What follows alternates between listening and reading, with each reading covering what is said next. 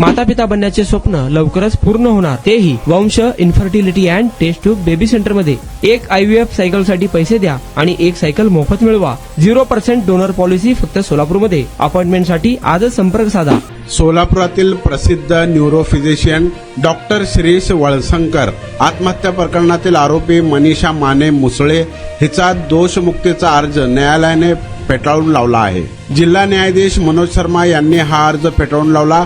18 April 2025 रोजी doctor Walsankar यांनी डोक्यात गोळी झाडून घेत आत्महत्या केली होती। त्यांनी आत्महत्यापूर्वी लिहिलेल्या चिठ्ठीच्या आधारे पोलिसांनी त्यांच्या रुग्णालयात काम करणाऱ्या मनीषा माने मुसळे विरोधात गुन्हा नोंद केला होता। मागील वर्षभरापासून हे प्रकरण न्यायप्रविष्ट आहे। या गुन्ह्यात आपला संबंध नसल्याचे म्हणत यातून दोषमुक्त व्हावी यासाठी आरोपी मनीषा माने मुसळे हिने सोलापूर जिल्हा आणि सत्र न्यायालयात दोषमुक्तीचा अर्ज दाखल केला होता। या अर्जावर सुनावणी झाल्यानंतर जिल्हा न्यायाधीश मनोज शर्मा यांनी आरोपीला दोषमुक्त करण्यास नकार देत अर्ज फेटाळून लावला आहे। दरम्यान या निर्णयाविरोधात उच्च न्यायालयात दाद मागणार असल्याची माहिती आरोपी मनीषा माने मुसळे हिचे वकील ॲडव्होकेट प्रशांत नवगिरे यांनी दिली आहे। आपण बांधकाम कामगार आहात का? मग ही बातमी खास तुमच्यासाठी। बांधकाम कामगार कार्ड दाखवा, मिळवा सर्व शस्त्रक्रिया आणि उपचार पूर्णतः मोफत। सोलापुरातील ISO नामांकित कादरी मल्टी स्पेशालिटी हॉस्पिटलमध्ये बांधकाम कामगार योजना